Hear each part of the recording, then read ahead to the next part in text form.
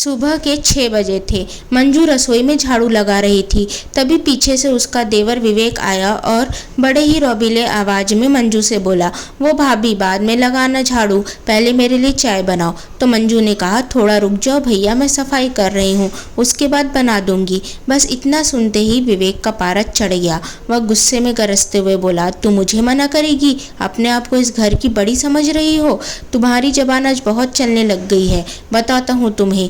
कहते हुए उसने एक जोर का थप्पड़ सीधा मंजू के गाल पर मार दिया। अचानक हुए इस हमले को मंजू समझ ही नहीं पाई। थप्पड़ खाकर वह सन्न रह गई। बेइज्जती से उसकी आंखें भर आई थी कि तभी विवेक के चीखने चिल्लाने की आवाज़ सुन उसकी माँ चंदा जी कमरे से बाहर आई और बोली, ठीक किया विवेक, बहुत अच्छा किया, ऐसे ही औकात में रखो इसे, कुछ दिनों से देख रही हूँ मैं भी, बहुत उड़ने लगी है ये। उधर ननद सोनल भी आते हुए हंसते हुए बोली, भाभी तो लगता है खुद को इस घर की महारानी समझने लगी है, बार बार भूल जाती है कि हम अभी हैं इस घर में। तीनों तरफ से मंजू को घेर कर एक से एक ताने दिए जाने लगे। अकेली जान बेचारी क्या करे, कुछ भी नहीं बोली, बस चुपचाप अपने कमरे में चली गई। उसका पति रवि तो बाहर शहर में नौकरी करता था, उसे कभी कुछ बताया ही नहीं गया। मंजू भी सोचती थी, इतनी दूर रहकर अगर रवि को कुछ बताया गया तो वो बेवजह ही परेशान हो जाएंगे। रोज रोज छोटी छोटी बातों पर ताने, झगड़े, चीखना, चिल्लाना जैसे आम बात हो गई थी इस घर में। एक दिन फिर से विवेक ने मंजू से किसी छोटी सी बात पर बहस कर बैठा और बोलते बोलते गुस्से में अपनी आवाज़ ऊंची की और मंजू को जोर से धक्का देकर जमीन पर गिरा दिया। और फिर वहीं रोज की तरह एक और चंदा जी, एक और सोनल और एक और विवेक सब मिलकर उसे नोचने लगे। लेकिन इस बार मंजू ने खुद को रोका नहीं। पहली बार तो वह कुछ समझ ही नहीं पाई थी, लेकिन जब उसे लगा कि अगर मैं ऐसे ही बर्दाश्त करते रहूंगी तो मेरी यही औकात बन के रह जाएगी इस घर में। बात बात पर बच्चों की तरह बुरी तरह से मार खाऊंगी मैं नहीं। बस फिर क्या था, उसने सीधा अपने पति रवि को फोन लगाया और कहा, रवि अब बहुत हो गया, आज तक मैं तुम्हें यह सोचकर कुछ नहीं बता रही थी कि तुम परेशान ना हो, लेकिन यह चुप्पी मेरे लिए काल बनती जा रही है। अब या तो तुम फैसला करो या मैं अपने हिसाब से फैसला करूंगी। मंजू की बात सुन रवि पहले तो चौंका। पूछने पर जब मंजू ने सब कुछ बताते हुए सारे सबूत दिखाए, मोबाइल से रिकॉर्डिंग, वीडियो और यहाँ तक कि गाल पर लगे पुराने निशान की फोटो, तब उसके पैरों तले जमीन खिसक गई। उसे विश्वास ही नहीं हो रहा था कि उसके पीठ पीछे उसकी पत्नी के साथ इतना कुछ हो रहा है और मुझे कुछ खबर ही नहीं है। रवि उसी रात घर पहुंचा बिना किसी को कुछ बताए और अगले दिन अचानक से रवि को सामने देख सब लोग हैरान थे। चंदा जी ने बड़े ही प्यार से मुस्कुराते हुए कहा, अरे बेटा तू अचानक से बताया भी नहीं। रवि ने माँ की बात को अनसुना करते हुए सीधा विवेक के सामने गया और उससे बोला, विवेक उठ और चल के माफ़ी मांग अपनी भाभी से। तभी चंदा जी बीच में ही बोली, क्यों माफ़ी मांगे वो, और तुम आते ही ये कैसी बातें करने लगे? पहले तो ऐसे नहीं थे, लगता है अब तुम अपनी बीवी के काबू में हो गए हो। माँ की बात सुन रवि गुस्से में बोला, माँ बहू नौकर नहीं होती और थप्पड़ खाना उसकी किस्मत नहीं, ये तुम्हारी सोच की गंदगी है। किसी को कोई हक नहीं है मेरी पत्नी पर हाथ उठाने का, मैंने ये हक किसी को भी नहीं दिया है। तभी विवेक बोल पड़ा, भैया आप भाभी की वजह से मुझसे ऐसे बात कर रहे हो।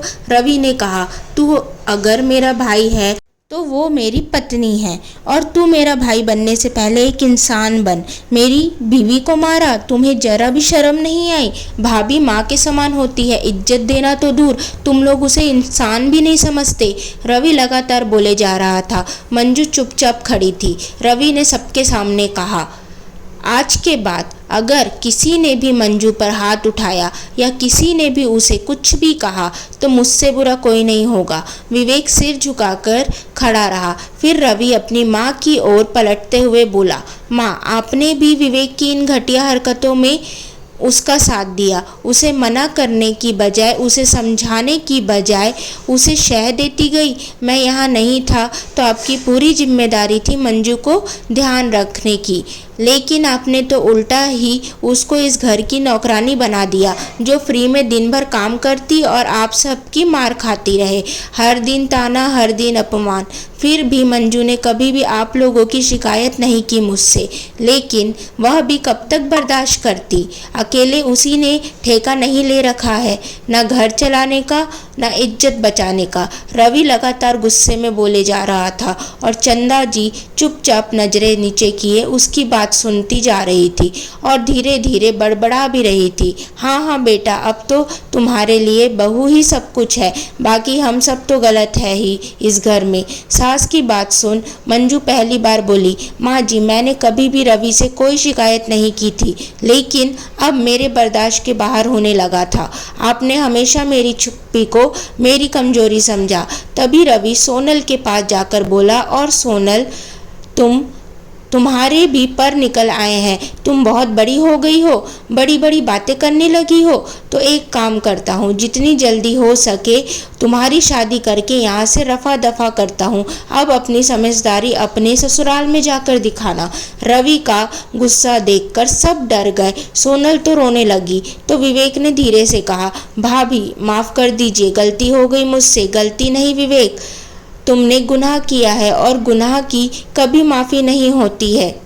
और तो और आज से मंजू जो कहेगी वही होगा इस घर में। इस घर के खर्चे मैं चलाता हूँ, इसलिए अब से मैं जो भी पैसे भेजूंगा वो मंजू ही रखेगी, और जिसको भी कुछ ज़रूरत होगी वह मंजू से पैसे मांगेगा और उसे पाई पाई का हिसाब भी देगा। बोलो सबको मंजूर है तो ठीक है, नहीं तो हम इस घर से हमेशा के लिए जा रहे हैं और आज के बाद मैं इस घर का खर्चा भी नहीं दूंगा। मेरी ही कमाई खाकर मेरी ही पत्नी पर रौब दिखा रहे हो सब।